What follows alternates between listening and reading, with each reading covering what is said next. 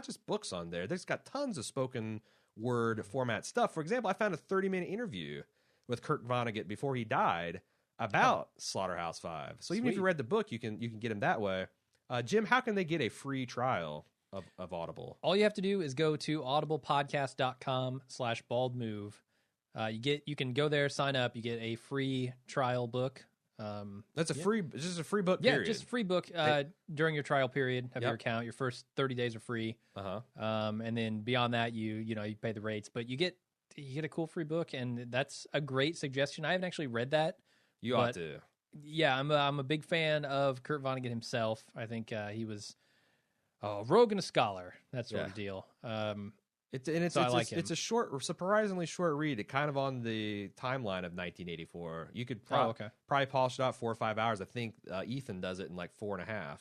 All right. So, and he's easy to listen to, and there's like all kinds of those great interviews and tons of stuff. Well, they have just a ton of other stuff too. And if you're a history buff, like that's one thing. Like I've continually using that because Dan Carlin's an Audible guy too. Yeah. And we're big fans of his hardcore history. He's always shouting out really cool history books and speeches and recordings made that are like first person accounts of things, and this just tons of stuff. So many things. Over 150,000 things. That's just books. I mean, I don't think that counts all the other stuff. It might not. It's amazing. Yeah, so just go to audiblepodcast.com/baldmove. You get a free book. Check that out. So do we have some feedback to talk about? Oh, so much feedback. I'll start off with Patience B. Sent it in hours after our last podcast finished airing. She said, "So I know this is too late for feedback, but I have a theory. No one else brought it up, so I'd like to share. I think Eugene is faking being unconscious for so long.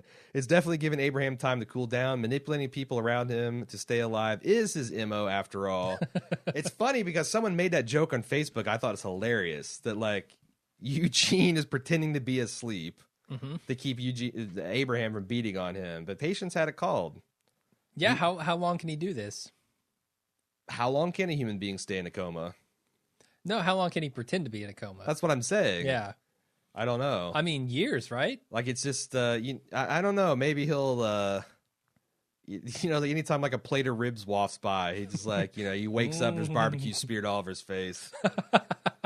And then, people are like, what the hell? And he starts mumbling, well, actually, coma people can respond to olfactory stimulus.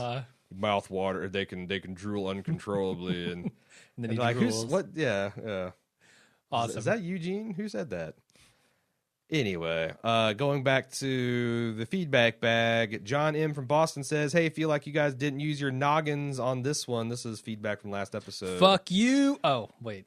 "I didn't even realize those men under pole were power company workers, but when you question how it could possibly have happened in feedback, I thought it was pretty obvious." Point of fact, John. I read this email. He's right. It was a listener who raised the question. I wasn't particularly bothered by it. We didn't think about thinking about it. And then someone asked us to think about it, and our 30 seconds of hamster brain came up with this. It goes, "I thought it was pretty obvious the workers climbed the pole to escape some zombies, but the pole fell because it was overburdened."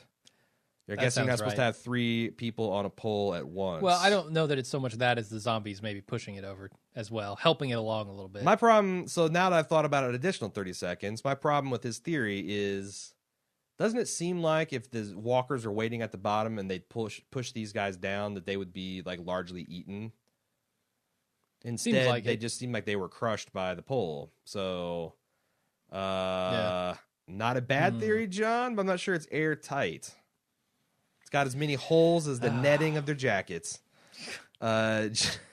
Jake from Tallahassee said, "Out of all the things wrong with this finale, I have to shit on Tyrese's arc. He lies about killing Trucker Hat Hillbilly, which could have set something interesting for later. Nope. Carol doesn't find out that Tyrese lied to her face. Instead, Tyrese tells his sister, that guy that was eating Bob, I could have killed him, but I didn't. It's like when we were kids." Sasha has no reaction to the reveal that one of the guys that was eating Bob was alive because of Tyrese. That entire arc went nowhere. Tyrese lied and indirectly led to the grilling of Bob, and now he's trying to make Sasha a self-righteous pussy like he is. I don't think it's over, man. I don't think it's over yet. on the other hand, do you have faith that they'll be addressed in the next half season? No, I don't have faith in anything The Walking Dead does anymore. I mean, I just feel like they're warming up. Like, we got a fair, it seems like it comes in waves. We got a fair amount of, you guys just love to shit on a show for any reason because that's your bag. I actually think it's the opposite way, because there's more than one occasion where we're like, hey, we don't know where this is going yet. I'm sure that at least half the times that doesn't pay off, and we're way too lazy to go back or keep track of the slack that we've given them so we can yank it back. So, like, I feel like we're fairly fair and balanced, and also we're just being honest. God damn. Yeah. We see when we love the show, we love the show. When the show disappoints us, we give go them back. shit. Go back to the first episode of this season and tell us what you think about or episode 506. I love that show. Sure. Yeah. Anyway, good take there, Jake. Faye H says, I'm here watching The Talking Dead, and Kirkman compares Daryl's search to Beth to his search for Sophia. Basically, the hospital arc was Sophia 2.0. Another young blonde girl goes missing, and the big bad hunter with the heart of gold can't save either one. He's got a thing for blondes? Is that what he's saying? I thought Sophia was a redhead. It's strawberry blonde, to say the least. Yeah, I think you're right. Maybe this is why Maggie didn't give two shits about her sister. The story was never intended to be about her and not really about Bob or their relationship. It's all about Daryl's man pain. We're only 5 seasons in, and they're already rehashing storylines, which I call bullshit. And Tyrese finally admits to purposely leaving Martin alive. In the past, Chad Coleman said that Tyrese thought Martin was dead. Do you think Chad was lying or didn't know the truth until he got the script for Coda? Jim, your opinion. I could see the actor not knowing. I could definitely see the actor not knowing and not being told. I don't think they were still filming when he was getting an interview. My thing is... Oh, that's right, yeah. I feel like that actors lie all the time, or they don't know things about their own character. He's been hanging out with Kirkman too long. Or they make shit up about their own character. Like, it's really bad on Mad Men, where I've seen, like, John Slattery give an interview about Roger Sterling's motivations that are directly contradicted by the episode I just watched. And Matthew Weiner just runs a pack of liars and thieves over there at his studio. Pretty much. And I think I'm getting a little bit, we get some behind the scene industry gossip and rumors, and I'm not going to name names or anything, but I will say that this particular production staff seems a little chippy, seems a little thin-skinned as far as criticism goes, willing to unreasonably lash out on outlets that criticize. Now, we're not talking us because we never get stars. This is why. Yeah. Because I like to be able to say shit like this and not worry about Kirkman saying, well, guess what? That interview, Larry Gillard Jr., gone. But I do know people that have had that experience, completely an unreasonable experience as well. Sure. So I could see this staff starting to become like paranoid and putting out disinformation and just out and out making shit up, which is another reason why I think it's a mistake to let The Talking Dead, not the podcast, the TV show, just fill in details for you. Yeah. The Talking Dead is part of the problem for these actors. Like, I don't totally blame the actors because they are forced out into these publicity stunts or these publicity grabs where they have to be interviewed for hours on end by the press and on TV, and everything they say is going to be taken as gospel. It's hard not to get yourself into a position where you're saying things that don't turn out to be true, especially if you're talking about between seasons. And especially if you are the people sternly say you cannot talk about spoilers. Yes. So then you're either forced to laugh and joke your way out of it, right, and try not to say anything at all. But when pressed, what do? Yeah, I don't know. You either make shit up, which I think they do every once in a while because there's just so much talking they have to do. Kind of like we do here at the podcast. We have to make shit up every once in a while. And that's a tough position to be in. So I don't really blame the actors for this. I do blame the creators of the show when they do that shit. Right. Because they don't have to go on these press tours. They kind of do. Like Matt, I don't think Matthew Weiner particularly enjoys having to talk to the press. He'd rather just. But he so rarely talks to the press. I know, and I think the times he does is when like probably AMC or who is Sony the producer for Mad Men. I don't know. Like basically says you got to fucking get out there, Matt. Probably. So I don't know. But when you've got like the most popular show on the planet, right, you want all your dudes out there talking about it. And the fans love it. I mean, they do make... The one thing I enjoy about The Walking Dead is they do make it a point that they are a fan-oriented show, and they do seem to do a lot of really awesome things with fans, like the Walker Stalker Con and San Diego Comic Con. Yeah, there's a ton of stuff around this show that's cool. They make a lot of games. They do the second screen experience stuff. Like I think the cast genuinely loves each other. The Talking Dead itself, I think, is a great idea. Sure. The execution sometimes leaves a little bit to be desired, but sometimes. And I do buy that. Like, Emily... being really emotional, and like we read an article in the spoiler section about Norman Reedus just saying he had to spend an hour weeping before he filmed that scene because he didn't, I thought, now that I saw the scene, I thought that was handled because Daryl just bawling wasn't nearly as badass as like him blinking through tears as he executes somebody. Yeah.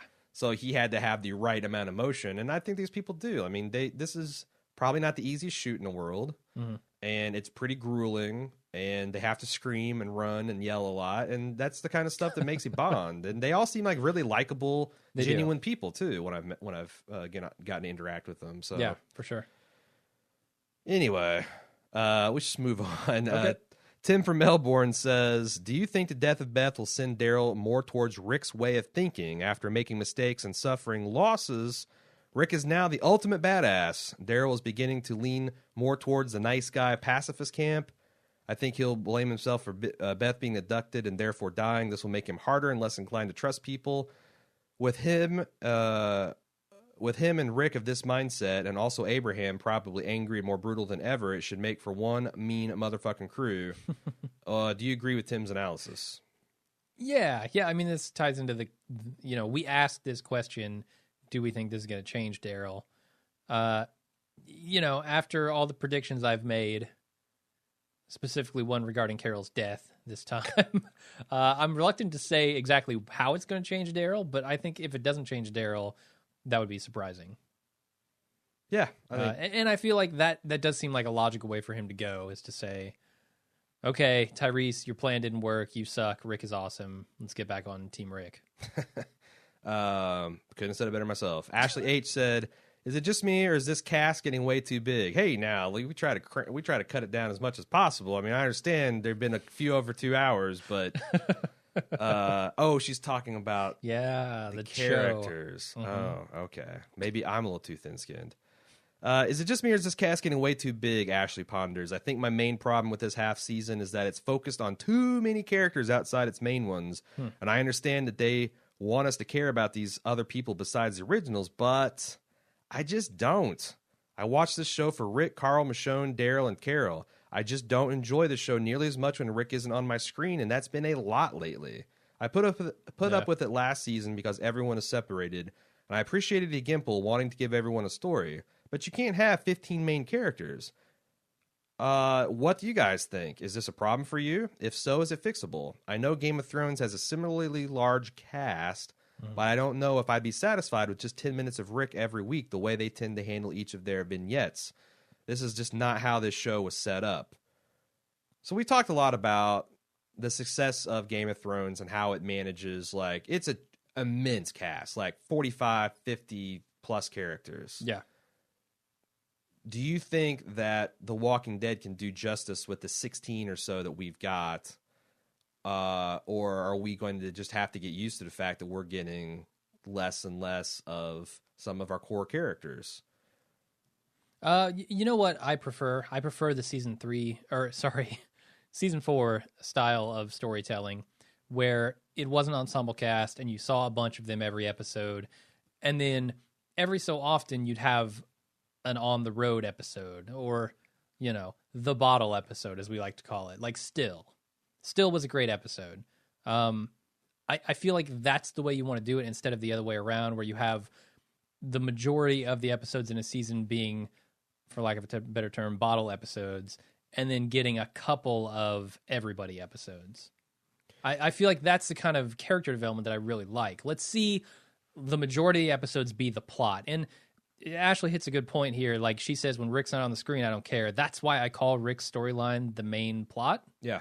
And that's why I want to see more of that, because I'm in the same park there. Sure. So I like to see the majority of the season be that. Let's follow the main plot a lot and side characters kind of in the same episodes. But then if you really want to focus down on a character and develop that character, do a bottle episode once or twice every half season. That works for me. I think that one of the things that the reasons that Game of Thrones works as well as it does is because they have a large cast, but so many of the cast are just cogs. They're there to serve a particular purpose in the story and to get their plot, and they don't need an intricate backstory. Sometimes they get a little moment of badass. And and everyone seems to know their role and to support that. I'm thinking of like Jon Snow and Sam. Yeah. Right. Like Sam had an arc, but he doesn't go as deep as Jon Snow does. But even stuff like that, like you think of like Melisandre, and like even some of the tertiary characters, like some of the Black brothers, maybe they don't do a good enough job because that was one of the complaints about, when some of these guys die, it's like, am I supposed to feel something? But I feel like that this cast, because it's more of an ensemble and they're less faithful to the original material, and they don't have a strong central vision, and everyone involved at the top levels doesn't have a lot of experience making television. They maybe let stuff happen. Like, if someone starts saying, I need more screen time, they're like, well, okay, we'll write you some scenes, instead of being like, well, that's not what your purpose on this show is. Yeah. And that's the thing I feel like with Game of Thrones, every scene has a purpose. It has to. It has to. They got 700 pages of novel they need to cram into 10 hours. So it's very tightly written, and the scenes you do get with side characters are always things that are telling you just enough that you need to know about these characters, and they're probably funny, and they're probably moving you along to the next main scene with a main character. Or it helps the main character make a realization about their circumstance. Exactly. And here it just feels like they're trying to give everybody equal treatment, and you're right, that's not how it needs to go. Yeah. And maybe that's not a good format. It's tough. You see that, one of my favorite old school shows was Star Trek Next Generation. And your meat and potatoes was, Riker and Picard and Data running around doing stuff. Yep. But every once in a while you'd have to have a LaForge episode. You need but then you'd have Troy or Beverly or a Crusher or a Worf, like he had to go to Klingon and get confirmed as in a Klingon baptism and get shoved with pain spikes and stuff. And it's like it just ground the whole story. And those things succeeded or failed entirely depending on how much you like the character. Yeah. Like the rough ones were like when Ensign Ro Laren got a plot with George. It's like, oh, Christ. Yeah. And Wesley too. So that's the thing. Or like, if think about Boardwalk Empire. Sure. You don't want a full episode of just Mickey. You don't want Doyle out there for a full episode. You give him his due in chunks throughout the series, and that's all you need. He's a side character. Yeah, like no one's going to complain if Rick and Carl and Michonne go off for a whole episode and we don't get to see other people. Yeah. People will complain when like Eugene and Tara go off for their fun misadventures next season. And that's just the way it is, because that's the way all shows have worked. Walking Dead's not unique. It just seems like it's the highest profile show that has had a hard time really balancing everyone's roles and keeping, and that's the other thing, the turnover. My God, like, how are we supposed to care about Eugene and Abraham and Rosita when we just met them at the tail end of last season? And they spent most of the time chained up in a box truck or flipping over in a school bus. So, anyway, we spent way too much time on this. We need to move on. Okay. I think Patience B, we actually covered this about Tyrese and Daryl blaming themselves and how that will influence their arc moving forward. Daniel WB, professional podcast critic, came out of semi-retirement. Yep, as he does. Just an atrocious quote-unquote finale all around. So many letdowns, so little time. The big quote-unquote coda hung its hat on the shock value of snuffing of Beth, but the rest of the episode was a huge misfire. Maggie's bogus sister love, getting Gabriel off the hook, the miraculous recovery of Carol, the Mexican standoff with just 4 remaining cops. Sure, let's do the exchange in the corridor of your hospital. The jump cuts, Bobby Beamer mindlessly crashing a fire truck into an impaled walker, the telegraphing of the dude ending up in the elevator shaft. It just felt like the budget was shot, and they said we have to wrap this show up now. Terrible finish to a great start. I don't know if I agree with everything Daniel says there, but... When do we ever? We don't. He has some valid points. Yeah. I don't buy that Gabriel's story arc was not good. Actually, I don't know that I've got anything particular I want to disagree with. Okay. And I do want us to come. This is something that we worried about in the very first episode. This season premiere is so fucking awesome, and manifestly costs so much money that there's no way they're going to ever be able to hit this high on this half a season. And do you feel like some of this stuff is strictly budgetary? It can't be at this point, right? Walking Dead has endless seas of money. But AMC, okay, so you're positing the AMC execs give a shit about pumping more money into this show when they're every time they trot out a new half season, they gain 20-25% viewership. Like, but why? If the show were more awesome, wouldn't they gain more viewers? Rich people didn't get rich by giving away money, man. But they got rich by making awesome shit that people love. Like, make your shit more awesome. That's my argument. And I don't know like, if you spent $5 million more per episode, which you can make up in about 2.5 minutes of commercials on this goddamn show. Right. Yeah. Would like your viewership go from 18 million to 25? I don't feel like it would. Maybe not. Because again, I keep coming back to Breaking Bad did everything right. Peak audience 6 million people. It really only had 2 seasons of. That was the last 2 seasons when it badass, became a phenomenon. Mad Men does everything I want to see Walking Dead do, except for they're a little light on walkers for me. A little bit. Barely 3 million people tune in. So it's not necessarily follows that the better you make a show in this objective That's sense. true, and that's the confusing thing to me about Walking Dead is this show isn't as good as many other shows out there. Why is it so popular? Because it's entertaining as hell. There's some formula, and I feel like it's the Lost formula as well. Lost used this same formula, where it's like a hybrid of action show and like soap opera, kind of. Not as cheesy, but you know the high drama. Sure. I feel like there's some combination of that, some balance there with those scales that makes the perfect show that just everyone loves. I don't think you might. And they've hit this formula. You might enjoy this show more if you don't think about the characters' motivations as deeply as we do.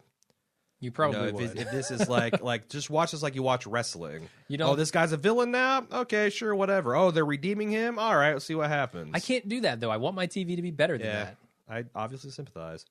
Mr. Rock and ROK said, I must say I enjoyed this episode based on the journey that took me through. It's far and away the best one of the season. Hey, now. The best finale of the season? I agree. Since I devoted most of the season to picking nits and defecating on each one, I'll focus this email on things I thought they did well, particularly the way they confounded my expectations. Now, I had to cut like majority of his points because they're just, I would spend a half hour reading them all. But we probably talked about most of them anyway. And we did talk about the ones, but here's a couple. Here's a selection. Okay. Under the subtitle of Black Don't Crack.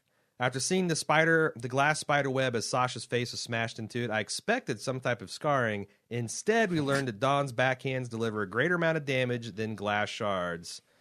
I'm Rick Grimes, bitch. After identifying himself as Rick Grimes, I thought maybe he'd get the Mo Green treatment, or he'd demand that they say Grimesenberg. Instead, the 2 officers reacted as any local members of that fraternity might when they recognized the name of one of their own who had been shot in the line and was last heard fighting for his life. A nice touch if that's what they meant. Now, do you understand what he's saying here? No, I don't. What's going on? So, Rick Grimes, I don't know. So I've seen this in action because my brother's a firefighter and he almost got killed in an ambulance accident, and his captain that was in the driver's seat did get killed. So I've gone to these big state funerals where every fucking cop shows up in a dress blues, and every firefighter with the and flag it's draped over the coffin, and they give him the escort, and it's super moving. I'm getting choked up just thinking about it. Yep. I think he's trying to say that these guys showed like they recognized the name Rick Grimes. This only happened 15 months ago. Like, every cop would know that this guy got shot in the line of duty. He's King County, Georgia. Huh. They might recognize Rick Grimes' name. Yeah, they might. You're right about that. Maybe they would. So, I'm not sure that that's exactly where they were going, But I buy it, and when we watched the second time, I was looking for it, and I'm like, you could argue that they're like, oh my god, Rick Grimes. Yeah.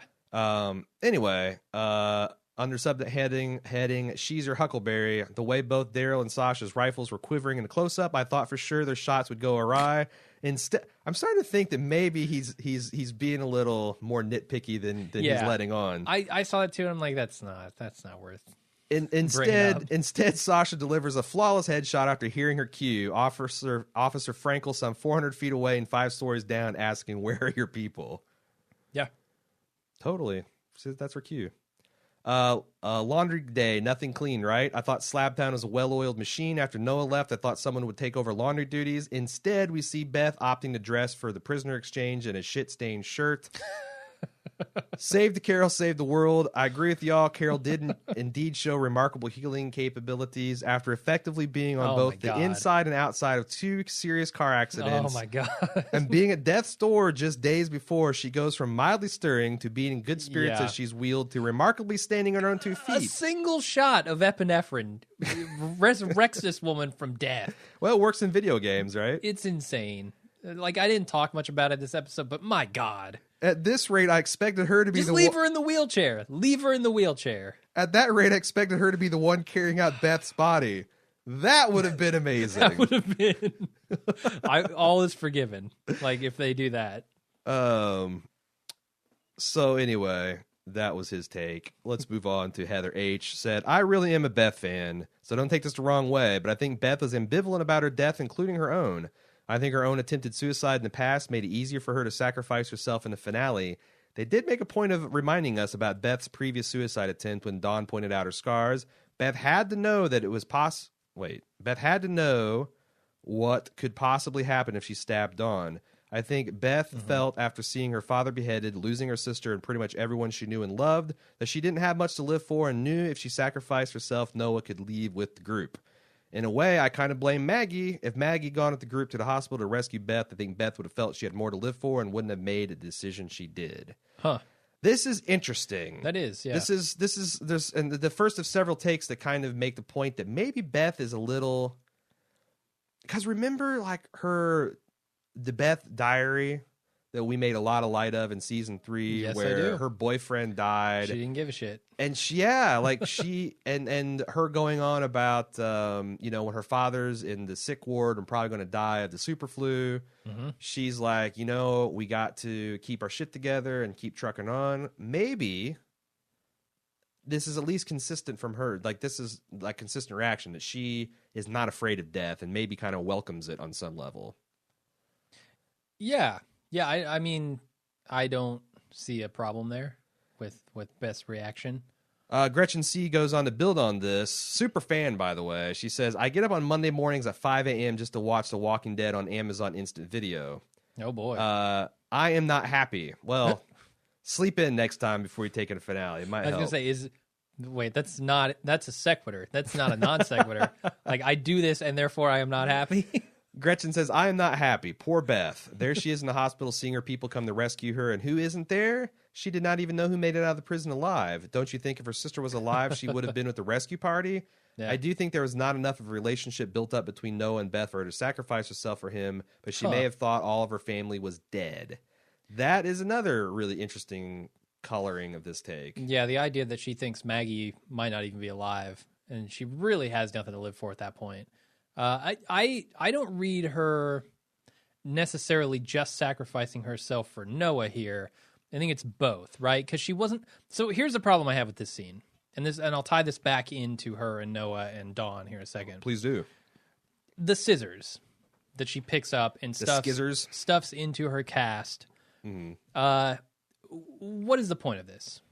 Why is she stuffing scissors into her cast? I thought it was just a holdout weapon. That seems very smart. Or maybe, I don't know, maybe she was going to get old Dr. Edwards before she walked out. I thought taking a blade weapon and hiding it on your person at this ludicrous hostage exchange was smart. Not a terrible idea. But clearly, so the only way that I can salvage this is to say she's just taking this weapon as a precaution in case anything goes bad. Because boom, salvaged. Problem solved. Next problem. What can I help you with? She's Mr. ready Jones? to walk out of this hospital without any violence, right? It seems so. She doesn't care that Dawn is going to keep running this group the way she's been running I think Dawn might have put her to sleep a little bit in that last exchange. I think so, and that's why I think when she's hugging Noah and she says, "I knew you'd be back," then Beth is like, "Oh, I fucking hate you. I'm going to stab you." Right. So it's there, not necessarily that she doesn't want Noah to go back, because she's willing to go up and hug him and probably just walk out the door, from what I could tell. But when Dawn says that, "I knew you'd be back," she rubs it in. She says, like, "This is how it goes. I run this ship." And then Beth can't tolerate that. Beth has to, she sees what Dawn really is, and she turns around and she stabs her.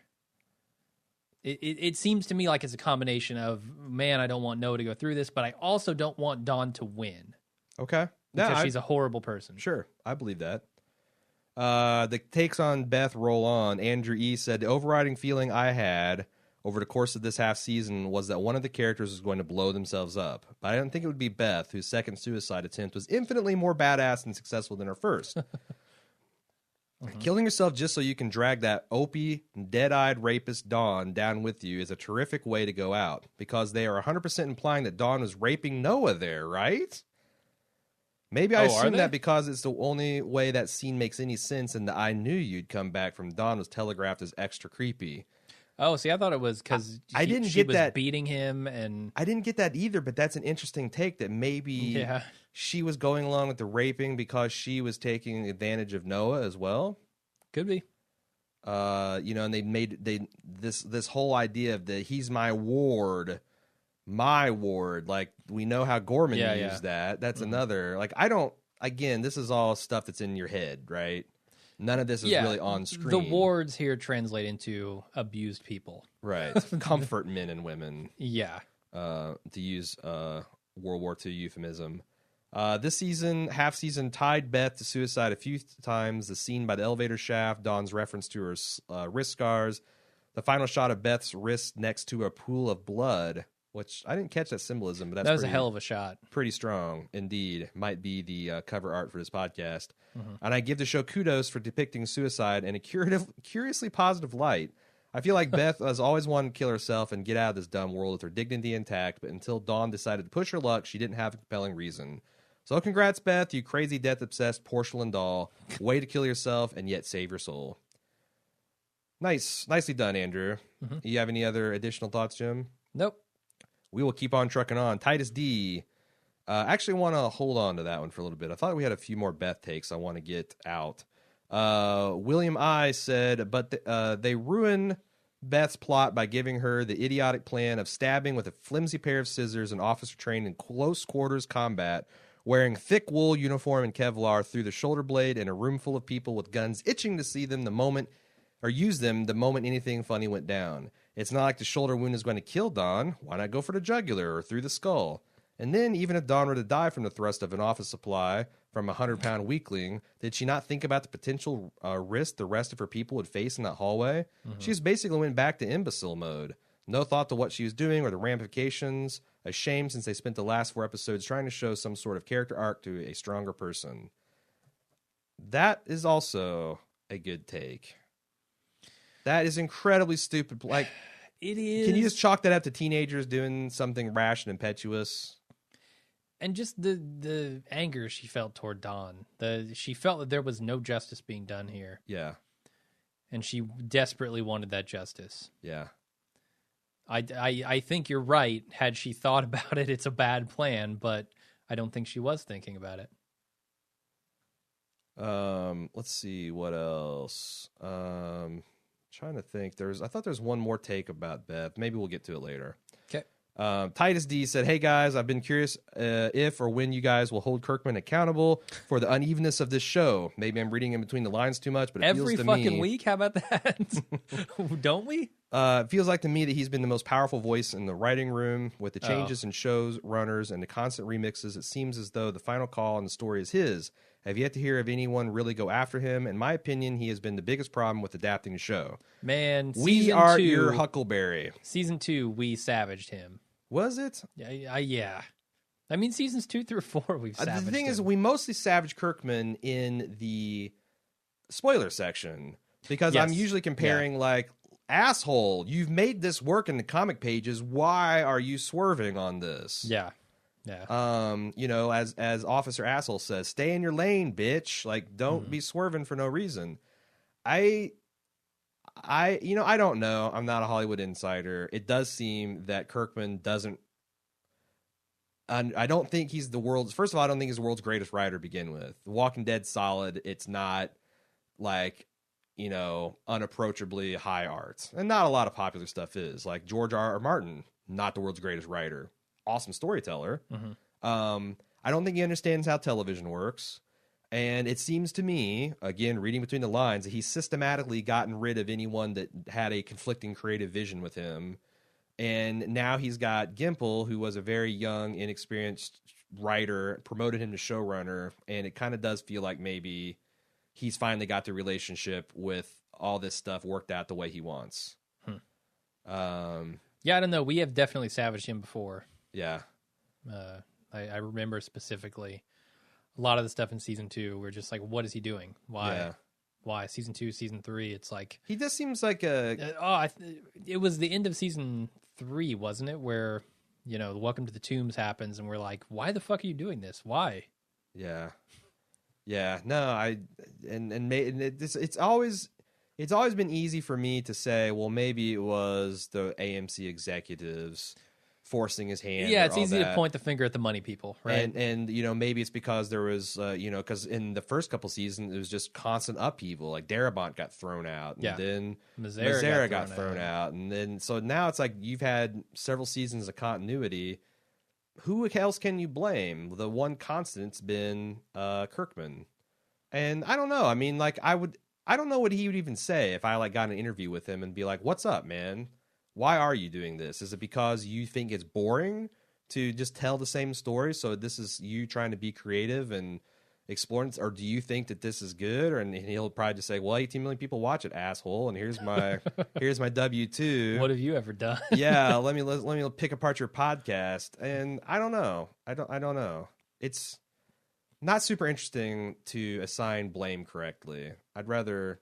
I mean, that's the thing. Despite the tone of this podcast, I'm getting fairly fed up with the lies, though, the straight up lies, or like I said last episode, I think, you know, the stuff with Maggie and him talking about, oh, it's all going to be fixed, like we've got scenes planned. I'm like, come on, that could be next season, though. I know, but that's the thing. Like, is it reactionary, or is it because you had it written in the story in the first place? It feels very reactionary. Like, oh, fans are really pissed about this. We better write something. We better retcon this next season. Or, you know, retconning is so cheap. Yeah, it's so cheap. Or you could always just say, like, hey, just admit that you dropped the ball. It's like, you know, we probably could have built this stronger, but, you know, a lot of tough decisions get made in the editing room, and a lot of stuff doesn't make it to the screen, and this is one of the threads maybe got away from us, but we're promised we'll pay it off in the next season. Don't make it seem like all part of the plan. I hate that. I hate that excuse. Right. Unless it really is all part of the plan, which... Right. It's fairly obvious at this point that it's not. Sure. So there. Hopefully that got you what you need. But yeah, no, we bag on Kirkman mostly in the spoiler section because it's in the context of how did you do this right in the one, and then you did it wrong in the other in a completely conflicting, uncomplimentary way. It's not like, oh, you did this way, and it's just anyway. William I said. Already read that one. Anthony C. said, overall, I think season 5 was good. 5A was good. However, there were 2 changes the writers could have made that would have stepped this up a notch further. First off, a minor tweak I would have been to have Officer Bob push Sasha completely out the window and to her death at the conclusion of the Crossed episode. Okay. You could then open Coded the same way, with Rick chasing down the cop and eventually killing him, only now it would be more dramatic and even more of a gratifying kill. The death of Sasha could then be used to snap Tyrese out of his nonviolent ways by making him realize that his plan ultimately led to her death. I like Sonequa Martin Green as much as the next guy, but she's extremely pregnant in real life, so I'd assume she's going to get killed soon anyway. Why not make it meaningful? I guess. Season 2, pregnant Sasha? Or are they going to try and hide it? With blankets. They have to hide it because, well, her and Bob maybe, you know, before he died. We flash forward like 3 or 4 months. Yeah, and her and Bob are definitely fucking. Yeah, you that think would make so? sense. Yeah. Condoms hard to come by in the zombie apocalypse. Thing looted. Are they really? First thing looted. I don't think that's true. You get your cans of chocolate pudding. your abortion pills, your dog food, and then condoms. That's the number 4. Sure. Then bullets, then and water, machetes. Yep. So that's my take. Tom G from Volkswagen, as ever, says there are more than a few comments on the live thread that maybe Beth committed suicide by cop. There's ample evidence to support their claims. After all, she did attack an armed officer with a tiny pair of surgical scissors. Was there ever a doubt how this would turn out? For me, the real question is why? So after loads of thought, research, and introspection, I've compiled the top 10 reasons Beth committed suicide by cop. Okay. My apologies to Worldwide Pants Incorporated. Can Aaron do a good Letterman, or even better, a Letterman doing a Beth? No. I have way too much respect for Indianapolis native, Ball State graduate, and local boy made good IndyCar team owner David Letterman to try to do that. But I do like the concept. So number 10, if I get Paul Schaefer to give me a drum roll, that'd be awesome. Yep, I'll just put on some funny glasses. Number 10, death, despair, blah, blah, blah. Number 9, it seems like all my new friends get eaten by walkers, especially the African-American ones. Number 8, it's no one calls me Doodlebug any longer. Sad face, teary-eyed. You fucker. Number 7, there's nothing good on TV anymore. Number 6, the world is full of haters who care more about their weak-ass one-liners than to do fine art. Number 5, this is boring. Number 4, a guy with a tank pulled up to my new house and chopped my dad's head off with a katana. What would you want me to do? Number 3, I thought my sister would come looking for me, but she didn't. Number 2, I wanted to be a singer, but the music industry is dead. And the number one reason that... It's dead, get it? And the number one reason Beth wanted to commit suicide by cop. Have you seen the job Dr. Granite State did stitching my head? I'm going to look like Frankenstein's monster. And now I need a keyboard solo. Yeah, I need to throw the thing through the glass, the fake glass window. Throw a pencil at the camera. Throw a pencil and stick you in the eye. And then move on. Thank you. Can add the Tonight Show host writer to his poet credentials. Nathan P. said, doesn't Beth suicide by cop. He doesn't like Beth suicide by cop. Her end. He says, what's even worse, Beth can't even finish the job properly. I might have been able to applaud her effort if she hadn't stabbed Dawn. What if instead of attacking her, Beth goes in for a hug, thanking Dawn for everything she did to improve her well-being in the rape hospital, but Dawn, having gone completely paranoid and insane at this point, takes it as an attack and shoots her dead without provocation. In this scenario, you have Beth playing the perfect green character, trying to appeal for peace rather than fighting, but also showing how the apocalypse changes people, and a great link back to how her father died in the previous season. Either this, or actually have Beth prove herself in the show. How does that prove that people have changed in the apocalypse, or how the apocalypse changes people? What do you mean? I'm not sure I follow you. Like, I don't want Beth to be the nice girl pacifist at this point, right? She's become stronger than that. She sees an injustice. She's going to take action. Yeah. That's what I liked about her death. Well, that's what I'm saying, that, if she goes slashing at throats and stuff. No, he's saying that she doesn't, right? She goes in for a hug. Well, tries to make this all good, and then Dawn just blasts her. I think the implication, I might have badly edited this email. I could already tell by the way I started off. Because I had to go through the rare third brutal cut. Okay. Like, I did the initial cut, the second cut, and I'm like, holy shit, 21 pages, that's way too much. And I went through a third brutal cut. Still wasn't enough. But some jagged bone and skin flaps hanging off this one. I think the implication is that they'd have to rewrite that scene to where Dawn wasn't a huge asshole. Like, she was actually letting everyone go, and it would be a tragic misunderstanding, and that would be more dramatically interesting. Okay. Gotcha. That's his point, that he would have taken as an alternate route. Yeah. Horace W. said, first scene of this episode is my main problem with the series. Rick is unnecessarily violent for no reason. I guess I'm in a minority that I really enjoyed these bottle episodes because they help develop the other characters in the show and make it more about than just Rick and Carl. It's about more than zombie killings and head explosions and limb disembowelment. It's more about emotion. So if you don't have emotion for the characters, if you don't connect with them, then you don't care about them. And while most people don't realize, I think the show is about And while most people don't realize, and I think the show is about cool zombie kills or feeding your bloodlust, it's not. It's about emotion and your heart and what you're feeling. If you don't get that, I feel sorry for you. So I really enjoyed the episode. Kind of. It's about both. No, and that's the thing. Like, I'm not an unemotional person. Yeah. I can be got to. They just are not passing the bar for me. And I'm a cyborg, so yes, your bar is much higher than other people. But I'm fairly softy. Like, it doesn't take much to get me, throw in a good misty-eyed, parents and kids relationships. Oh, and siblings and family, and it gets me. I just, I have a hard time caring about people that I just haven't had that relationship built up with. Sure. So it's natural. It's called being human. Dale McBee says, we've come full circle in terms of where the group is currently located. So far, we've been to King County, Atlanta, outside Atlanta, to CDC, inside Atlanta, on the farm, at the prison, at Woodbury, back to Kings County, on the road, to Terminus, at the church, and now to Atlanta. So you're saying we need more Georgia? I may have missed some, but basically we have gone through 4.5 seasons, and we're basically back to where we started. While this is a little frustrating, it'll be interesting to see where they are willing to go in the second half. But I guarantee I'll be watching and annoying my wife with yet another season. Well, there aren't any tax breaks in Tennessee. The thing is, they don't. Is Atlanta is Georgia, the state of Georgia, sovereign state of Georgia, home of the Peachoid, insisting that not only did they film within the confines of Georgia, but they have to conspicuously identify as being in Georgia in the real story. I don't know. Because Georgia can pass for a lot of different things, and I'm kind of... I think this thing in the next season or two needs to bust out of Georgia. I think so. I think if we spend too much more time in Georgia... It just feels like there's way that you keep running into coincidences. Like, it's hard to believe that the Woodbury and Terminites and...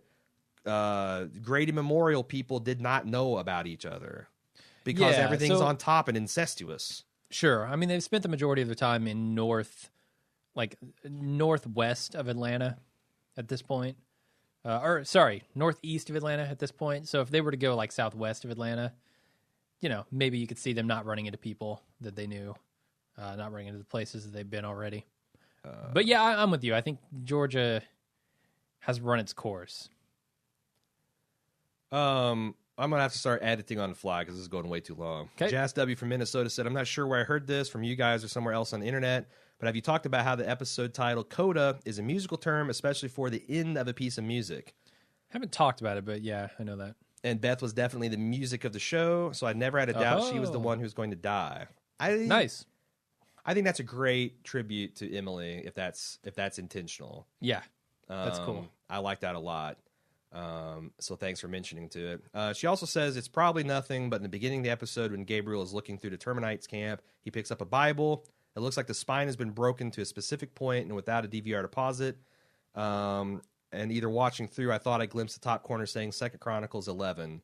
So I looked up and see what could be found around that part of the Bible, wondering if the termites were obsessively reading that section or something, and unfortunately didn't come up with much. The only thing I see in 2 Chronicles 10 is an interesting line. My father laid upon you a heavy yoke. I will make it even heavier. My father scourged you with whips. I will scourge you with scorpions. Did anyone else have a what did the Bible mean take? It's not cool. No, I mean, this is... Here, you're getting shit on. Let me take the ultimate dump on you. So, I actually cracked the Bible. This email inspired me. I have cracked the Bible in the past, yeah. I broke it right on its spine, right at 2 Chronicles. And it turns out that this is talking about King Rehoboam, who was the grandson of King David, who was the, obviously father of King Solomon. And King Solomon, even though he's known as wise, he's kind of an asshole at the end, and he passed these excessive taxes on all the Israelites to pay for his big temple projects and whatnot. Yeah, the hanging gardens and all that shit. So the people were coming to him and be like, "Hey, well, not the hanging god. That's fuck off if you're not going to play along with Bible history." He's like, the people came like, "Hey, your father about bankrupted us. Could you go a little lighter?" And the elders of his elder advisor said, yeah, you should probably at least give him lip service that you're going to go easy on him. But his peers, his asshole princes and whatever he rolled with as a young king of Israel, said, nah, fuck him. Tell the people you're going to break their backs. It's like, you think my old man was bad, we'll wait till you see it. As a result, the 12 tribes of Israel split, and King Rehoboam was now only the king of the northern 2 tribes, or maybe the southern 2 tribes of Judah, and then the other 10 tribes went their own way and had their own king. is there anything significant into the fact that this Bible split open to Israel forever being split into two tribes and becoming a separate people? Is there a split in Rick's group coming? If this was Mad Men, was this the tale of Terminus? I might lend some credence to that theory. I don't think this show is sophisticated enough to do that, man. I don't know. I mean, they had to open it there for some reason. But maybe. Do they really? I ain't going to fight you too hard on he that. Opens it, he goes to the cover, it says Mary. I think that's the point they were trying to make. Yeah. Is that, look at these horrible people doing horrible things. Oh, well, they were reading their Bible too. Right. We had a take from Michelle from Cali, who posited that she'd rather Beth have lived and Carol died because Carol's at the end of her arc where Beth was at the beginning, and she and Daryl could have healed each other. We kind of talked about that, so I'm going to move on. Okay. Unless you have something new to add. Nope. Let's see. Got to skip this one. Okay, no. Rob B said one thing. He said a lot of things were just kind of hand-waved away. He goes, one thing is that Father Gabriel endangered the whole group by bringing walkers to the church. Once the walkers were trapped in the church, why didn't Michonne turn to Gabriel and say, what the fuck? Do you have I actually have a rationalization for that. Okay, bring it, because I don't know. Michonne walked into Woodbury, where everything seemed idyllic in a paradise, and was strongly skeptical of the governor when no one else was, and Andrew, her best friend, was saying, you're being an idiot. Do you think she might be a little bit more sympathetic to Gabriel wanting to kind of kick the tires and look under the group's fingernails? Maybe. I think that maybe that's... I wish I'd had this realization last week, because her meeting him at the door and being like, I understand what it's like and how tough it is to believe and survive in this world. Yeah. So I kind of think maybe if I go back to her skepticism of Woodbury, which looked a hell of a lot better than people invading your church and butchering people to death. Oh, yeah. They had ice cubes and, whatever, their drinks, mint juleps and stuff. Sure. No, that's cool. If that's intended to be the outcome of Michonne's past, I like it. Derek says, I'm devastated they are not going to stay at the hospital. Besides the CDC, there's not been a better place to hold up than the hospital. Where's Rick and his group heading next? If they turn down all the food, shelter, medicine, and security the hospital has to offer. It doesn't look like any of the people there left with the group besides Noah. I wonder how many people total are at the hospital, and what home does Noah have to go back to? Is it bad that I'm not seeing Dawn as a villain, and that Daryl shooting her in the head because of Death's stupid choice to stab her shoulder and not kill her was a real tragedy? A lot to unpack there. Yeah, so it's interesting that they end this episode right outside that hospital, right? With the entire group reunited at the hospital. They could set out on their own. Because certainly Rick is going to get wind of Eugene being full of shit, and they're going to have to make a decision. What are we going to do now? Are we going to stay at this hospital because the church isn't a viable option anymore? Or are we going to strike out on our own and try and find a new place? That decision is coming very soon in the new half season.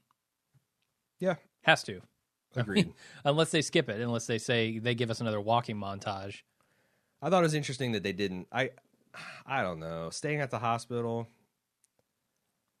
I think Rick seems like he's done with the idea of a permanent safety. That he's as you said, gone anti-Bob, and it's like, this is as good as it gets. We're just going to be nomading it up. Yeah, maybe. And it'll be interesting to see what, if anything, shakes him out of that belief. Jay from Memphis says, regarding Rick Grimes always meeting the belly of the beast, has it not always been clear that the season budget for location scouting on this show goes to Greg Nicotero every episode? If AMC builds a layer, they're going to make goddamn sure it gets plenty of amortization. I mean, airtime. Plausible. Can't say anything bad about that. Craig P says, if you guys watch The Talking Dead, some crazy ass dude with a dead fox or maybe foxes on his head asked Kirkman a direct question about why didn't anyone mention the CDC plotline when Eugene showed up, and Kirkman dodged it like it was Ebola.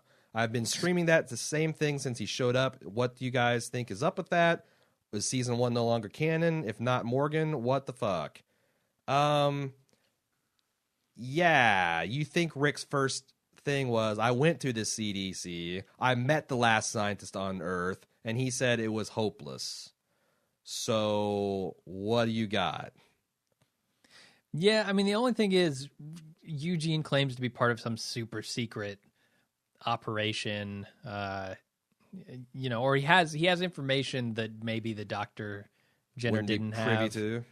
Yeah, I don't know. That's a fair thing to ask Eugene, certainly. Let's see. I don't want to make too many excuses for the show. Right. Trying to skip up a bit. Final one. EJG said The Walking Dead fire engine is a metaphor for season 5A. It started fast and unexpectedly. It blew its entire wad right away. It sputtered along, coming to a stop a few times along the way, and then crashed at the church. Uh-huh. Pretty good. I like it. That's all we got. We got one more week. As we are wont to do, we're coming back for a season wrap-up. So the email spigot is not quite slammed shut. Yep. You got a better chance of getting your take overall in the season. Love to know your predictions for next half season. We'll probably be reviewing our death predictions. I think I did quite well for myself. You might have. We'll see. And we're taking your predictions, your thoughts on this season, your hopes, your fears, everything. WatchingDead at baldmove.com. Of course, we got facebook.com/baldmove, Twitter @baldmove, and the forums.baldmove.com. If you want to talk long form with us and your fellow fans, check that out there. Also, last chance to get my book at our buddy Jeff Bezos' discounted rate of 99 cents. Book.baldmove.com. It goes up at midnight tonight, unless there's a thickening of the plot. So check it out. Stocking stuffer, digital stocking stuffer. Sounds good. We'll be back next week on Tuesday with our season 5A wrap up. And until then, I'm Jim. Oh, we got spoilers too. Yeah. I forgot to mention. I thought those were implied. Oh, yeah. Like I always assume, we've got spoilers to do. We got spoilers that comes after music. But until then, I'm Jim. And I'm Aaron. See ya. Do you ever wonder how two dudes can pump out over 250 podcasts per year and not charge a penny for it? Generous people like you make it all possible. There are lots of great ways to support us, but one of the simplest is to straight up throw us cash. Go to support.baldmove.com to donate via PayPal, and we also accept Bitcoins for all you crypto nerds out there. Oh, down with the fiat currency! Fight the power! Yeah, and support free and independent podcasting. Support.baldmove.com. And we're back with the spoiler section. What do we have this week? Gabriel H. said, I didn't get a chance to see the last episode before your podcast, so this is a little outdated, but surprised that you didn't pick up on the sparks flying between Rosita and Glenn.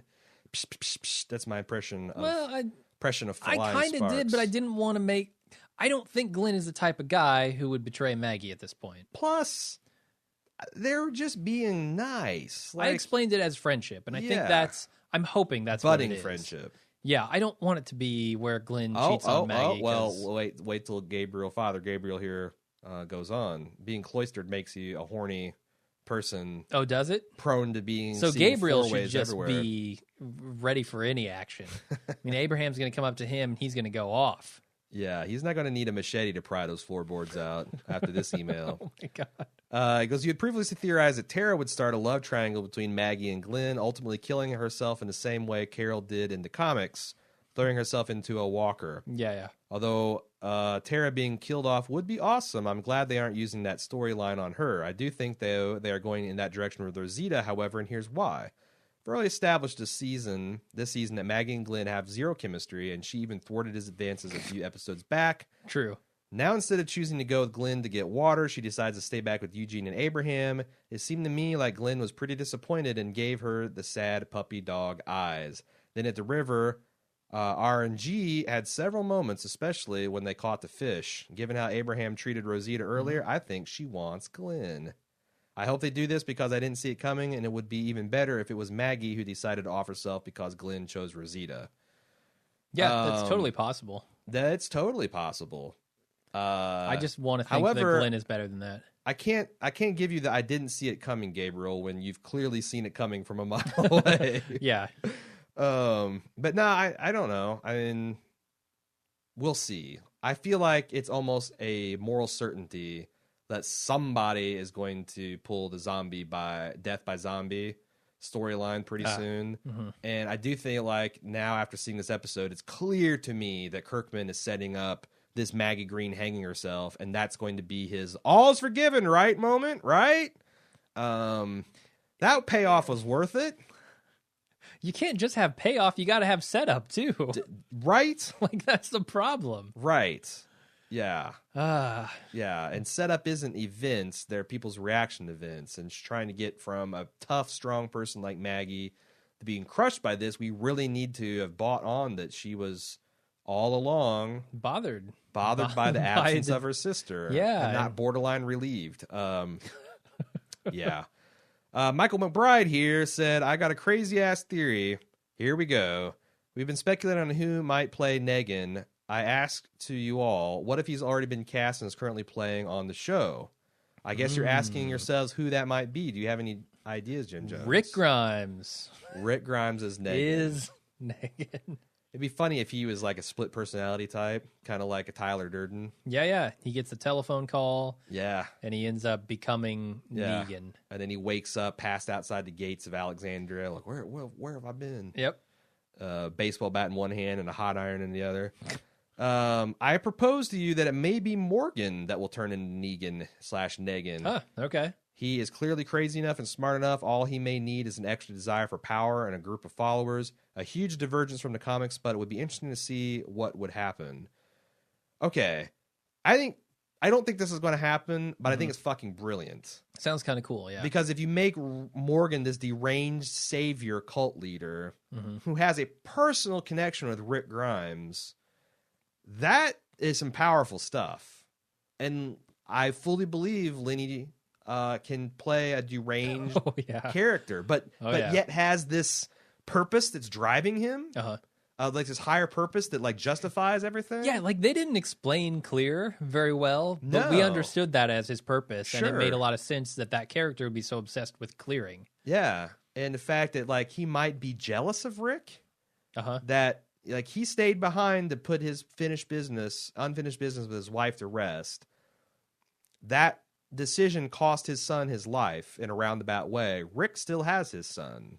Yeah. It'd be interesting if as a matter of fact, he has a new child. Exactly. Like, not only have I not lost my son, I've gained a daughter, asshole. Yeah. I like that arithmetic. And my wife, she was fucking shade anyway. Yeah. It's like dead weight. Yeah. Yeah, I can see that. Like him being driven mad with jealousy /rage/ already half there anyway. That would be interesting. I don't think it's happening, but I like the cut of your jib there, Michael. Sounds cool. Margaret C. said, on The Talking Dead, Kirkman stated that a prominently gay character from the comic books will be starring next season. Any idea who this is? Daryl Dixon. How the character will play into the storyline? I've read some of the comics, but I must have not gotten to that point. Yeah. I don't know what you're talking about.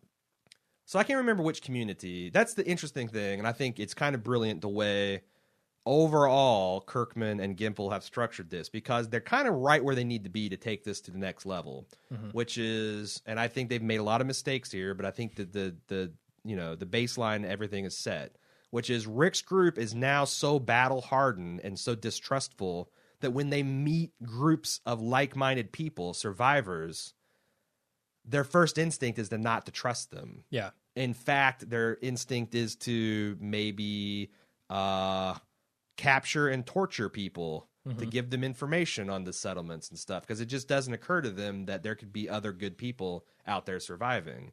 And that has a lot of friction. And also it sets up that Rick has this aura of invincibility, that I can come in and do whatever and whenever because we're the baddest motherfuckers alive, and then they meet Negan. So this character, I think there's two prominent gay characters in The Walking Dead.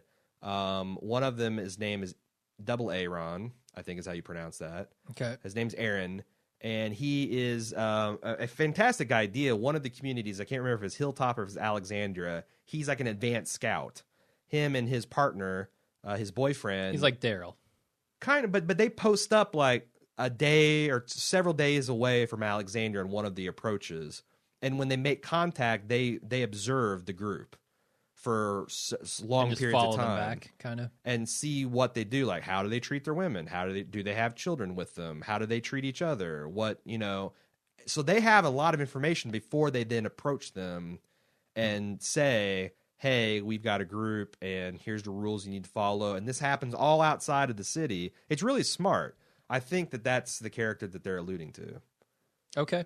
Who's the other gay character in Walking Dead? I have no idea what his name is. Oh, okay. Because he eventually gets, spoiler, he eventually gets killed in a raid later on, which really hardens Aaron's position as far as, being pro-Rick and, really cements him as being a loyal soldier to Rick. I also want to talk about somebody, did you see this on our forums?